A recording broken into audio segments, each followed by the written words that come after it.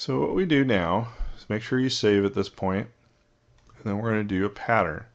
If we go over to the linear pattern and pick the down arrow, it gives us other types of patterns we can do. The one on the button is just the default is linear. This time we're going to do a circular pattern.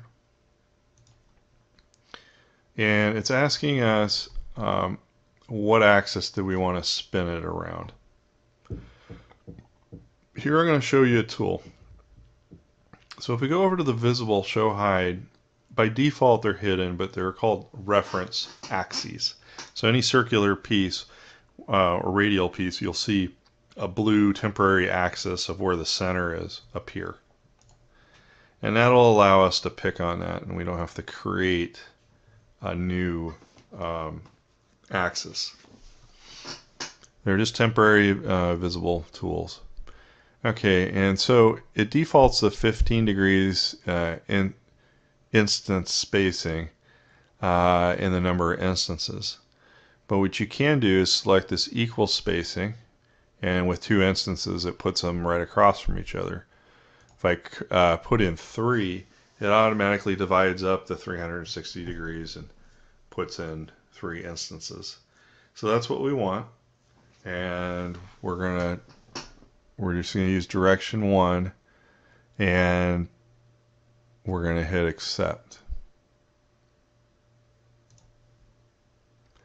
And now we've got our pattern for the spokes.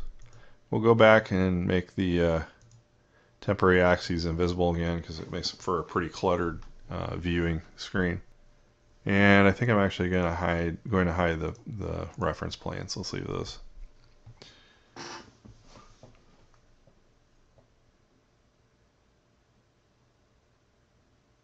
Alright, so now we have 2 features left to make.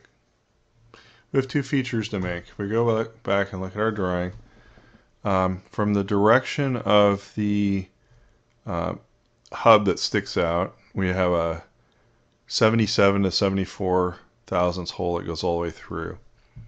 And from the opposite side, we have a 632 thread, UNC, 2B thread that goes 250 thousandths deep, so it only goes part of the way through the part. And it's larger. So I would suggest we make the 632 first, then we flip the part over and pop this hole that's for a 2mm press fit pin, and we punch that all the way through the part, and we should be good. Alright, so we're going to go to 632 first, and it's on the washer side. This side. So we're going to go to Hole Wizard, and we're going to change to a threaded hole, and we're going to do a tapped hole, not bottoming, and then we want the 632 thread, and the end condition we want it to go blind. And we want the thread itself to be 0.25 deep. So 250 thousandths deep. And that'll automatically change the depth of the drill that's actually going in. Okay, we're going to leave it on the center selection, cosmetic thread. We're going to have the thread call out. We want the thread class, and we're going to omit the countersink. Okay, so once you have all those parameters set, you're going to select positions. We're going to select the plane that the hole's going on and drag it around, and it's basically going to go at the center of that boss. So if you drag to the edge or pick on the origin, you get where our center point is. Okay. We're going to accept that hole. And then we're going to rotate around to the back. On this side it's just a plain hole, so I'm going to go to Sketch, select on the back of the boss,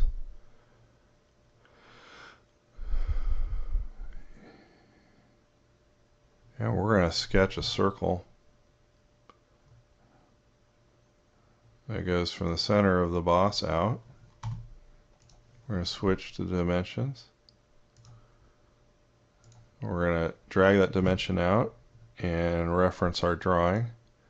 It's a 74 to 77, so if we go halfway between, it'd be 75.5. So 0.0755, and accept that. Then we're going to accept our sketch. We're going to go to Features, make sure our sketch is highlighted, and we're going to do an extruded cut. And that one is going to go through all. So we now have our through hole where a pin press is in there. 2 millimeters is a common electric motor diameter for hobbyists. The motor shaft is 2 millimeters, so we'll be able to buy pulleys and gears and things that'll press onto that. Alright, so we only have one set of features left, and that's the chamfers on the outside. So if we go back to our drawing, we have a chamfer on this outside edge, the inside edge of the rim, and on each edge of the hub.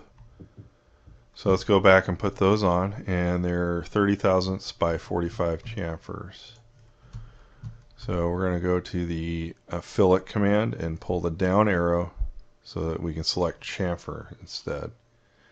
Then we go through and we select our edges. So we got the outside rim here, we got the inside rim, we got the outside of the hub on this side. We're going to rotate the other side of the part. We got the second edge on the outside rim, second edge on the inside rim, and then the outside of the boss. Okay, and our chamfer size. And we're going to set our chamfer at 0.03 and accept.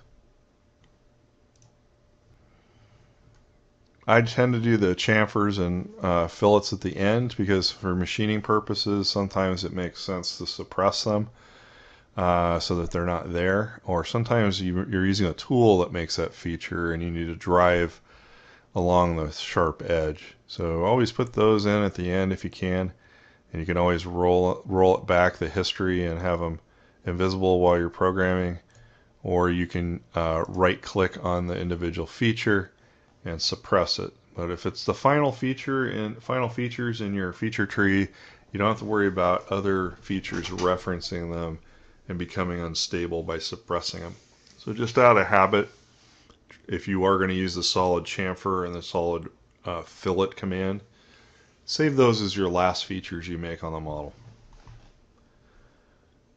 Okay, that's it for this tutorial. I hope you found it informative, and we'll see you on the next one.